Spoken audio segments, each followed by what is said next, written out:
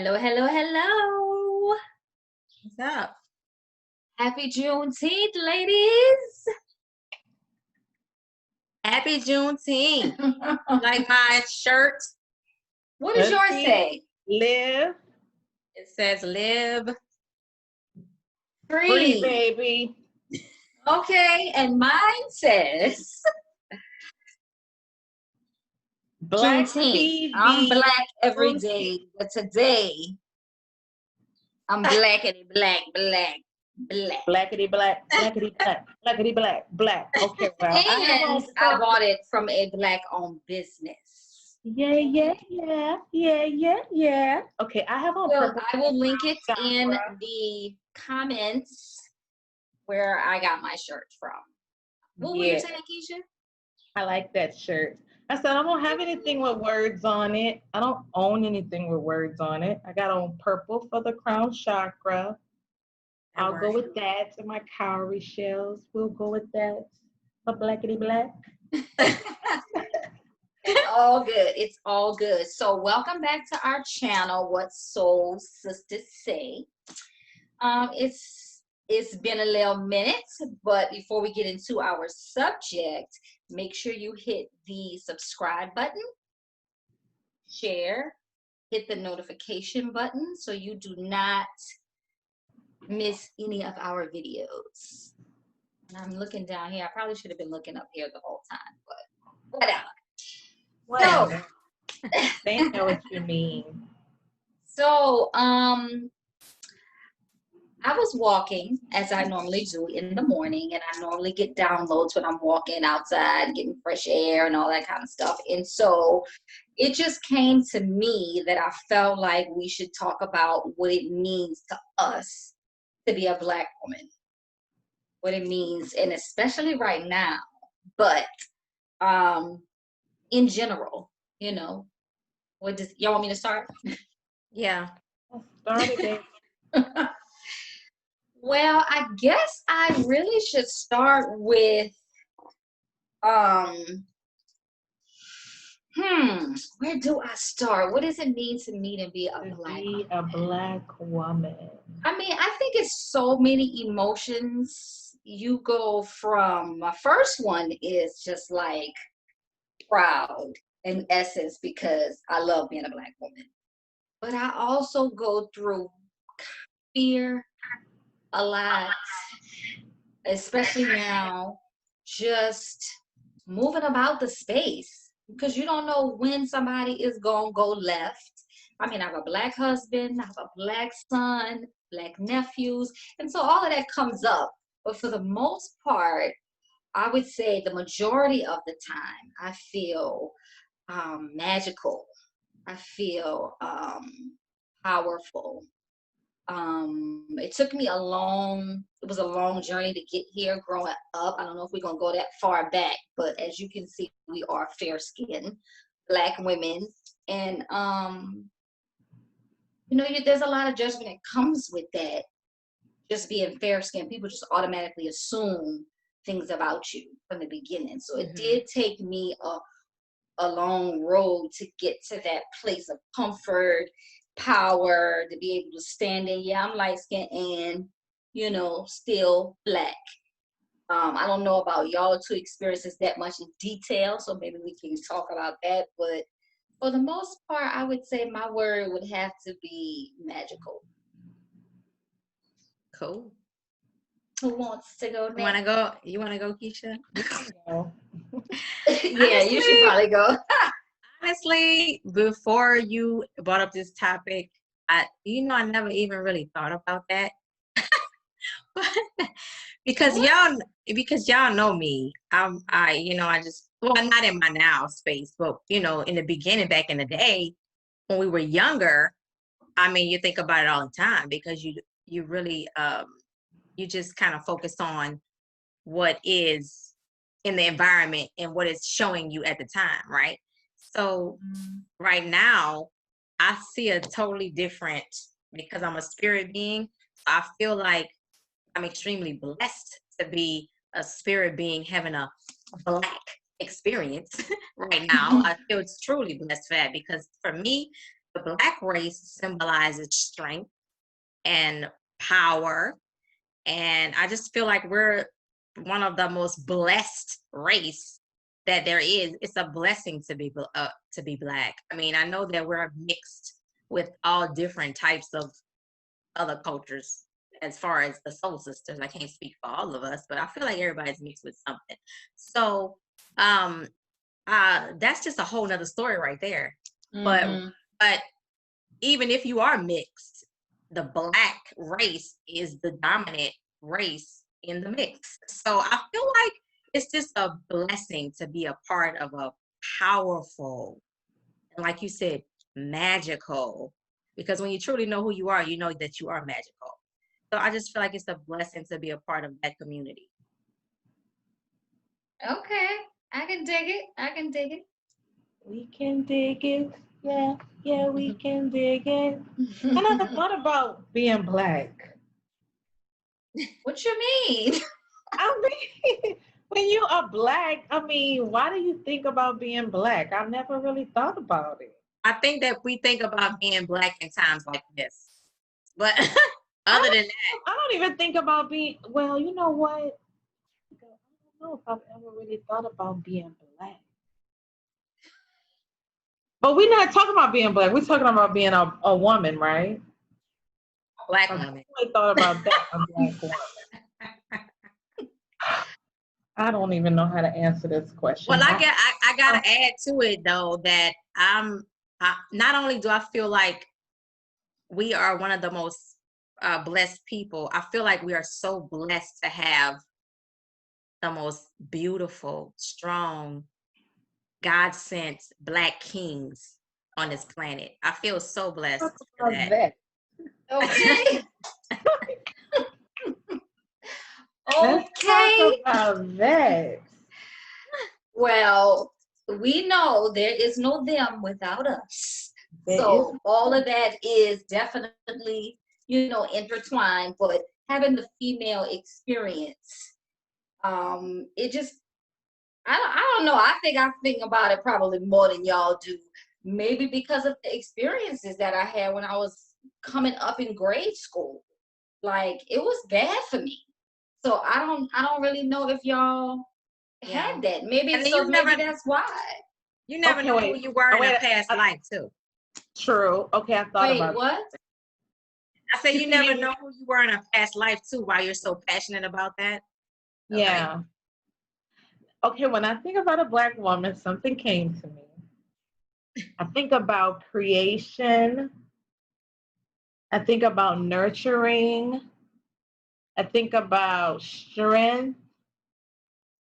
I think about magic in a way where we always have to make something out of nothing or make things work, like whether we had to stretch a meal, stretch money, or because you know what I really think? I think the other population wouldn't be able to live our life, and I've had them ask me, how do you survive off of, what you make?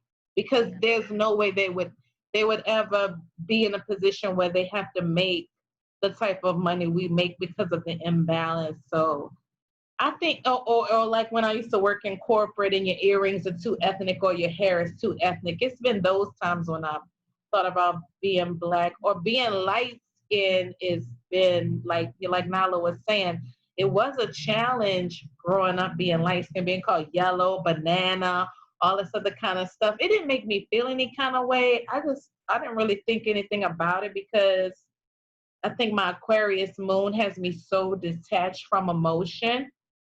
And a lot of times I forget my color when I'm doing business, but a lot of those white women remind me every day that I'm doing business with them by the vulgar things that come out of their mouth and the things that they actually say to you because you're a Black woman, or not being taken serious when it comes to business because you're a Black woman, especially when it deals with men, because they always see you as a sex object. But then the white woman is like, we don't know why we sign your lease. We don't want you here. They say some crazy vulgar stuff that come out of their mouth, but I kind of welcome it. You had a white woman tell you that? When I signed my lease in the mall in New Orleans, I had her tell me, I don't know why we're resigning your lease because we do not even want you here. The same woman who asked me to open up my business in the mall, who came and got me from another mall to go to that mall to ask me to come because she saw so many Black women patronizing it. They didn't want that type of business. But if you don't want that type of business, you shouldn't even be working. It's a Black mall on the West Bay. You shouldn't even be working in here if you don't want these people coming over here. So it caused a lot of controversy with these women coming to this mall to get these services. It was always a problem. I had a lot of problems doing business as a Black female. They do not want you doing business. They want you, but they don't want to see you do well. I've noticed that. They don't want to see you busy. They don't want to see you, and they even moved my business a few times to I guess detour my business. They always tried to move my business, and they knew that would be a problem because technically you're not really supposed to move a business. When a business is somewhere, you need to be established, because if you move, it causes a problem with the business. So I've had white women tell me all kind of stuff. One time when I was walking Baby, they yell at me because Baby's not on a leash, and I'm just like, you just mad because your dogs don't listen to your ass. They don't even want to be around you. Have you ever noticed that when you see them walking dogs, they grabbing on the leash, got to pull the dog to make the animals come around them? Because I honestly think they're very empathic creatures. They know when they have a good life. They know when they have a good owner. So if you have to be grabbing on your dog and doing this and doing that, I think that's just because those animals energetically are just not vibing you. You don't have to make someone be around you or be Okay, let me interject. Let's back up a second. So let's go back to the business thing. Like, I had a couple of things to say about the growing up, and then also about the business. So as for the growing up part, sure Tanya, Dara, my bad, can remember.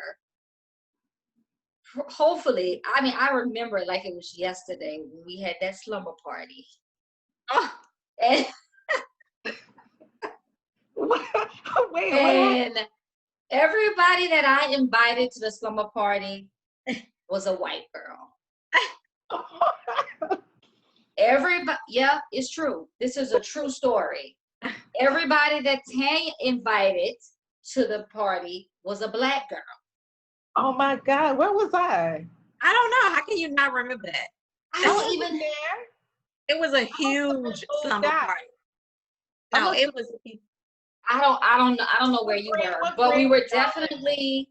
I was going to Fantasy Williams when it was on Haynes Boulevard, so I was in the 7th grade. I don't remember that. And this was like right after. This was like right not too far from when we moved there, because when we first moved there, remember, it was like 84. Yeah, and 84, 85. Rob went to Sherwood Forest. I ended up going to Fantasy Williams, and you went to Livingston. So we were like in three different grades and 3 different areas. And so when I went to that school, and I feel like this was the first time I remember experiencing racism, or should I say, I'm talking about within our culture, darker against light. This was the first time I remember having this experience. When we were living in North Carolina, I don't remember having these. We didn't have that. We didn't have that in North Carolina. But when we moved down this way to the south, I was the new girl in school. I was so skinny. I'm sure y'all remember that. I had this long blonde hair. My hair was a lot lighter than it is now. But it was kind of like this color. So it was this long hair, and I was really, really skinny. And of course, I was shy. I was the new girl. And I didn't get anybody to talk to me except for the white girls, the little white girls. So the Black girls were like the typical stuff that they would say before they even know you. Oh, she thinks she's too cute. Ha ha, yellow ass. Nobody, that type of stuff. even in that grade. And so the white kids would talk to me. So naturally, I just talked to whoever talked to me, you know, and I'm more of an introvert. I never had a fight. So I'm not that confrontational. I wasn't at the time going to be like, yeah, okay, I'm black. That just wasn't me.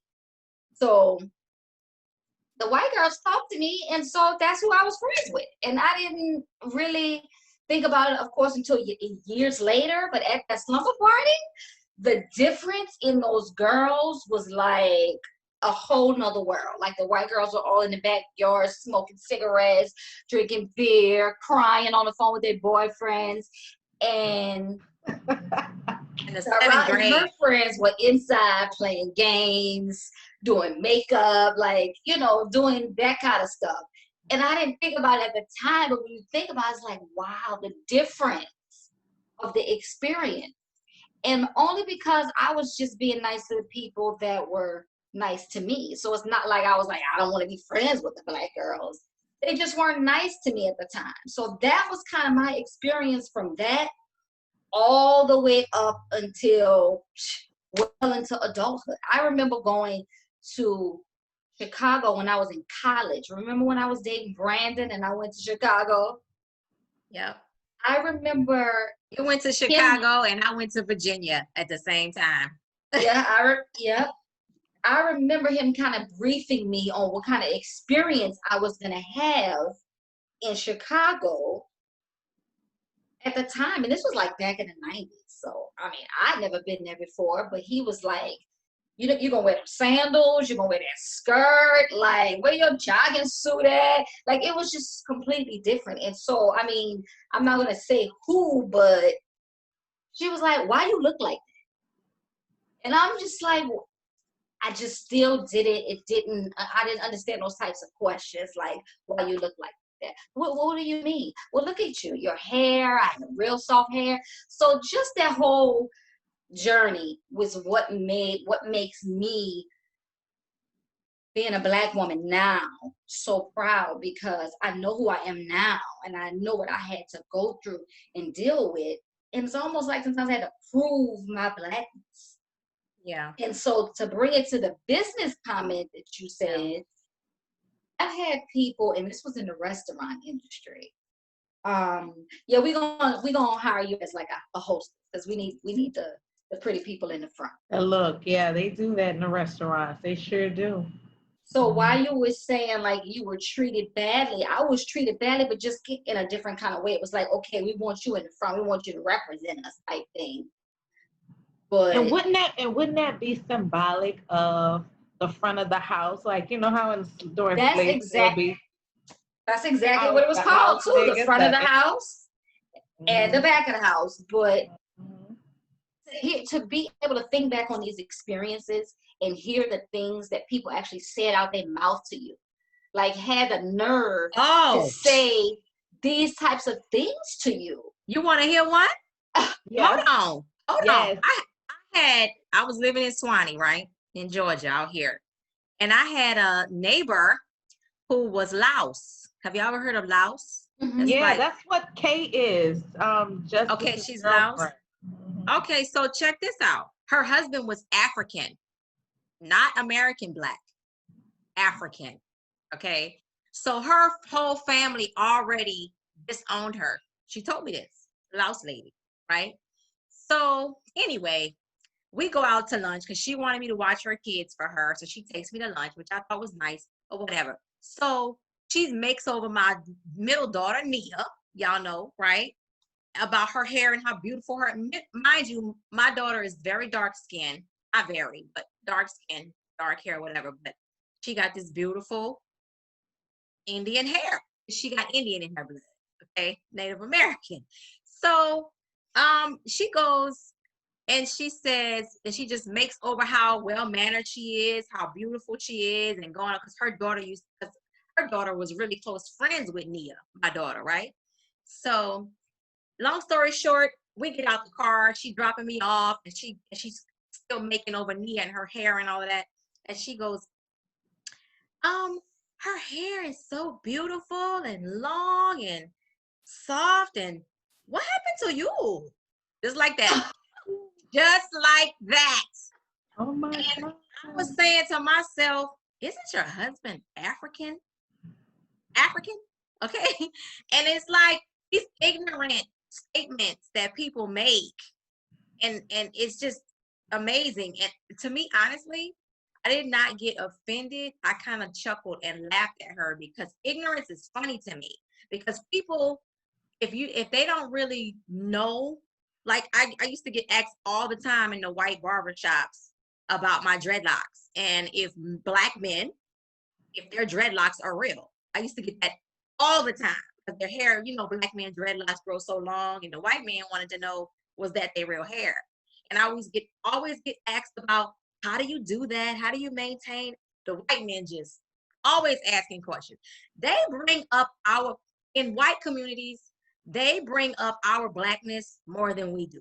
It's like when I was working in the white barbershop, they reminded me that I was black all the time.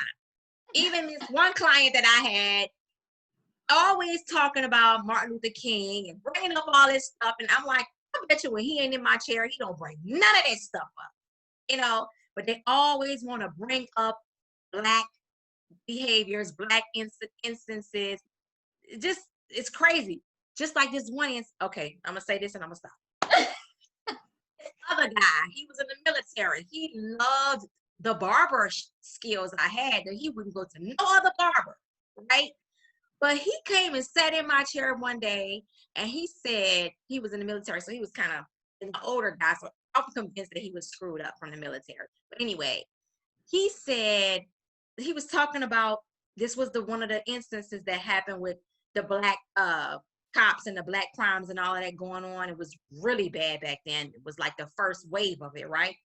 And so he came and he said, he was talking about how the black man acts, and how he responds and how he does things, how they carry themselves, like the typical how they think all black people are, right? I don't want to get into the details. But long story short, this man says, he talks about being in his neighborhood versus my neighborhood. And then he said all of that about the black man. And then he said, I just really want you to be careful in your neighborhood. Talking about the crimes and the stuff that goes on in our black community. And I said, why? Why do you want me to be careful in my neighborhood? I live right down the street. Like I wanted him to know my neighborhood is full of a mixed culture. At that time, I was living in a neighborhood where there was blacks, whites, Hispanics, Indians, Asians. It was a mixed community. But he assumed that I lived in an all black community in a rough part of town, is what he was assuming. And to me, those ignorant statements, I just laugh at them because ignorance is funny to me. Well, now we can laugh about it because we know some of the emotions behind that is really all about hate and jealousy and all different kind of bad emotions. But back then, we weren't deciphering our life back then. We weren't having these types of conversations. We were just having the black experience from on a light skin journey. Because I mean, all our journeys are different, but to be, how can I even say, you have issues from both sides. But to be in the place that I am in now, where I don't even have to worry about that. You move how you move, and that's just how it is. Whereas before, you were unsure, you have all these insecurities, like you just have all of that negativity was put on you. Yeah. So unnecessarily. Yeah, I do find them to be extremely curious about us, and it's just a lack of education and separation in schooling. But I remember one time when I used to do hair too, a white guy asked me, how do we get to be so many different colors? I thought that was an interesting question because a lot of times we don't even think about these things until they come up and they ask, just like if you go to work and they want to touch your hair and then they want to ask you all of these different kind of things about you. But he said, how did you all get to be so many different colors? And I always think when someone brings up an issue, it's always a good opportunity to educate. I'll be a little sarcastic too, and just kind of get it in there. So I was like, I said, "Oh, you don't know?" And he said, "No, I'm just curious." I said, "Because y'all used to sneak in the slave quarters. That's how we ended up so many different colors." Exactly. He turned around and looked at me, yeah, but. And I've been in situations where I'm on the bus and a black guy walk by and then the white man will lean over on me or like keep leaning. Every time somebody black, or I've seen women turn their rings around.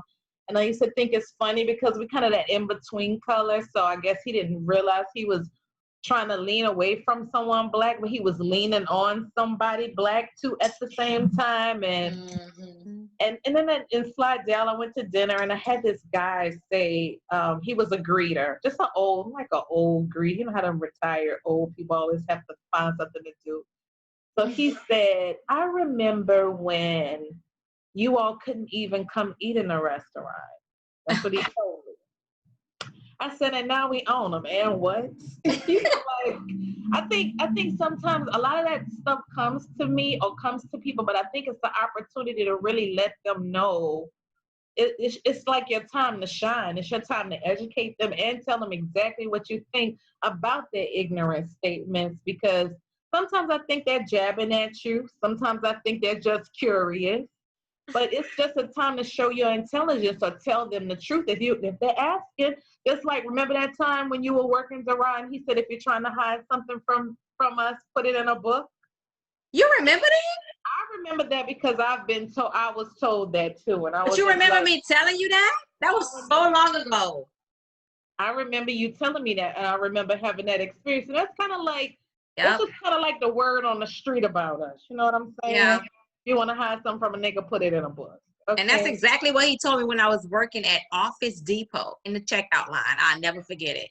Yeah. I will never forget it. Another ignorant white man. Oh, but you know what? Us doing hair and us servicing them, we really find out how twisted and sad and sick their lifestyle really is. Exactly. And it's a proud moment to be Black because we don't have a lot of the things in our families that go on in their families. Yes. And just some of the things they would tell you, it's like, damn, like, are you serious? Like, now we got our Black men self-publishing their own damn books. Exactly. Because I promoted one last night on JPRG Radio, and I'm promoting one again next week. And not just one book, they have several books.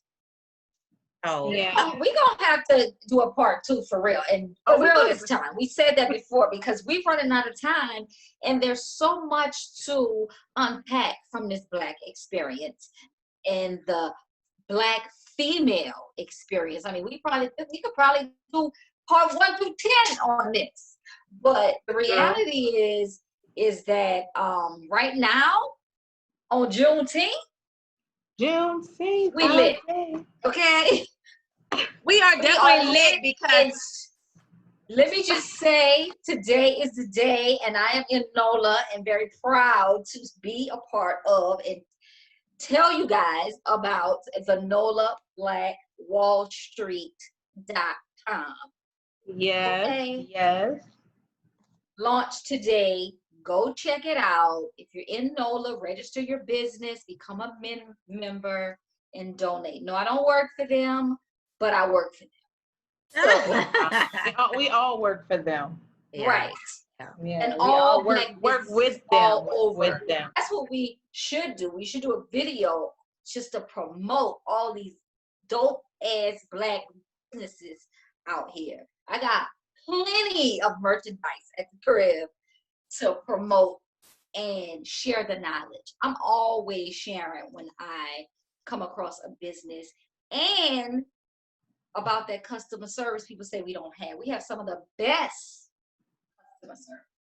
So yes, again, exactly. You can go on and on about this. I don't know how much time we have. I don't know if y'all want to come back and we have about 10 minutes. We got 10 minutes.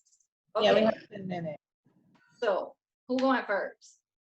Well, I like the fact that y'all said celebrating us and how we are so lit right now, because when we went off camera and y'all were going to put me back on before we started this recording, I just wasn't happy with the choices that were falling out of my deck. So I said, Spirit, I need a collective message. And I was very adamant about it. So I pulled another card, and Spirit gave me an awesome card, Ace of Swords. Ace of Swords. And for those of y'all who don't know what this means, it just means the aces reveal new beginnings. The Ace of Swords is the suit of element of air that relates to the mind. It signifies success and truth, clarity, and vision. Whether you are asking about a decision in your favor or a breakthrough that brings you what you hope for, this card is the yes. Okay. Yes. So, like you were saying, we are lit. Celebrate us. It's time for success, Black men and women. And I just also wanted to say that this affirmation on this card, it says, I am ready for a breakthrough to success. So this needs to be our affirmation. We are ready. We've been ready. Okay. Yes, and it's coming. That's why I was telling, I don't know if y'all listened to the radio show last night, but I said on JPRG radio that y'all know how I feel about this color thing. It's so shallow because we are spirit beings and we're having these colorful experiences, right? So I just said, this is why we shouldn't be upset. We should really be using the power of our mind, because our mind is our weapon, and we should be sitting back waiting on our riches, because it is our time to receive success. Because the last will be first and the first will be last. It is written. So that's true. What does that say, Nalo? So that's a word. Okay, that's a word. But I have the Finch spirit guides. We matching today. I'm always pulling these green cards. And her card is 11. Okay. I gotta read it though. That's so the number. I'm gonna try to hurry up and read it, because this is a good card. So the Finch spirit guide. It's a good time to experiment with how to best care for your mind, body, and soul. The trifecta. Okay. It's not about being perfect. It's about finding what works best for you. You are in a phase of your life where giving back to yourself is important. The most important. Okay. Perhaps you have been sharing a lot of yourself with others, have come through a challenging time. We all have. Or in the near future, will be stepping up in a new way to share more creative energy and soul fire than ever before. That's now. Okay. All that you need to know now is that it is the right time to take extra special care of yourself. And so it also comes with a guidance and a ritual. And the guidance says that the Finch spirit guide comes to you with guidance to care for yourself in a particular way. Finches can become beautifully colored, but only when they eat foods that nourish them. They have the power of beauty within, but they need the correct nourishment to be able to transform that potential into expression. So y'all need to hear what I'm saying. You also have beautiful divine potential to shine your light and beauty in the world. Take up some space, but you must feed your soul what it needs to do this. Okay, you must prepare, you must go within, you must be ready. Be respectful and loving to yourself as you choose what to take into your being, be it physical nourishment or emotional energy, or even the kinds of books you read and entertainment you watch, for all has an impact on you. Do you feel better from the experience? Does it nourish your soul? The best growth enhancing food for your soul is that which increases love. Finch spirit guide also brings a prediction of a celebration of happiness ahead of you, and wants you to know that your connection to the spiritual world is real, to trust in the messages you feel from the universe as they make themselves known in your heart. Trust yourself. And really quick, the ritual is just to Here's an opportunity to express the truths of your heart. Write a love letter to yourself or to another or to the universe. You can express your gratitude as you acknowledge your innermost feelings. Let your love letter be truly loving, for this is a creative expression to attract even more love and beauty into your world. That's awesome. True, yeah. Writing is extremely important for the manifestation process. That's the Finch spirit guide. Okay. That's an alignment. That's an alignment. In alignment with creation. Yay. And spirit don't lie. I got creation. Remember your thoughts, shape your future. Your words create today. Your choices become your reality. So it says, today I will take steps to create the life of my dreams. I will be careful of my thoughts, for I know they become my words. I will be careful of my words, for I know that they become my actions. I know my actions become my character, and my character shapes my destiny. I have the power to make right choices, and my choices create my life. And in the astrology, they have been talking about new beginning, new beginning, new beginning. And for the past 2 days, I've been getting all of those numbers, 555, 1228. Every single number I've gotten for the past 2 days all have the new beginning statement on it, because we're trashing stuff from the past 35 years. And there's a great transfer of the wealth taking place. We definitely need to talk about that in part 2. Some of the examples of the transfer of the wealth in the Black community. So it is truly a new day. It feels like a new day. Everything feels very brand new, very energetic. And I'm excited about this new moon, because that will be the official start. And it's perfect because it's coming on the summer solstice. Yeah, so it's just time. It's time for change. Most definitely. So really quick as to Dara's point about being a spirit being first, yes, that is of the most importance. However, we are right now walking the Black experience. So you have to marry the two, not to be in a prejudiced way, but in a proudful way, because you know you are a spirit being first, and then you clothed in all this Black magic. We lit. Yes. That's why I said I feel very blessed to be having the Black experience in this lifetime. Exactly. Because we don't know in other lifetimes if we were Black. I don't remember, but I'm just grateful. I feel like I've always been Black in all my life. Of course. There ain't no lifetime when I've ever been, because, and you know what? We don't even have to buy our color. We don't have to buy our breasts. We don't have to buy our behind. We don't have to buy our lips. We don't have to pay for that shit. We're just blessed with that type of beauty that everybody else always is trying to purchase. Even our music, our style, everything is always they try to emulate and simulate everything that we do. So we already know we are the original God and goddesses of the earth. Not to mention, in my opinion, we've also proven that we've had the best president since I've been created in this realm. And he expressed, and his wife, some of divine excellence, in my opinion. We've had the first Black president, in my opinion, since I've walked this planet, showed nothing but integrity. And just in all of his Blackness, him and his wife. I mean, that's a blessing. So we excel in a lot of things, and we've even excelled in that. All right, so stay tuned for our part 2 of this video, where we go more into our Blackness. It's a good time to like and subscribe and share the video to some of your family and friends, so they can kind of get in on this experience as well. Yeah. Happy Juneteenth. That's it. Happy Juneteenth. Or celebrate. Not 4th of July. Happy Juneteenth. Because, of course, we all should know by now that we weren't even free for 4th of July. We weren't free till over 100 years after that. Exactly. That Declaration of Independence was signed. Exactly. So go celebrate your Blackness. Go celebrate. Celebrate.